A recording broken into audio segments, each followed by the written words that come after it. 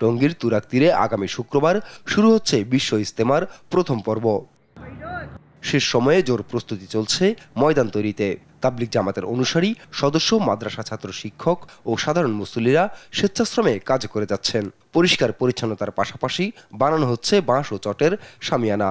উত্তর পশ্চিমে তৈরি করা হয়েছে বয়ান মঞ্চ, পাশেই রয়েছে থাকার ব্যবস্থা।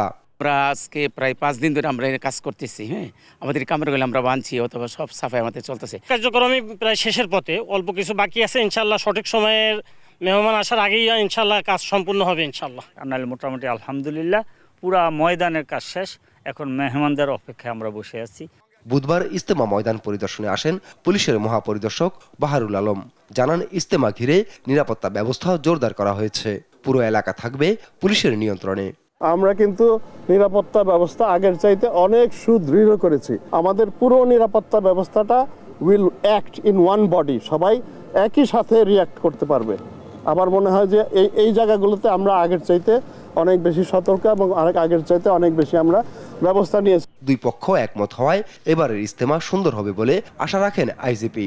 বলেন, প্রথম পক্ষের মুসল্লিরা মাঠে বুঝিয়ে দেওয়ার পর ডাকা হবে দ্বিতীয় পক্ষকে। 31 জানুয়ারি ইজতেমার প্রথম পর্ব শুরু হয়ে চলবে 2রা ফেব্রুয়ারি পর্যন্ত, আর 3রা ফেব্রুয়ারি শুরু হয়ে 5ই ফেব্রুয়ারি আখিরি মোনাজাতে শেষ হবে দ্বিতীয় পর্ব। এই দুই পর্ব আয়োজন করছেন শুরায়ে নেজাম অর্থাৎ জুবাইরপন্থীরা। 14ই ফেব্রুয়ারি শুরু হবে মাওলানা সাদ অনুসারীদের পর্ব।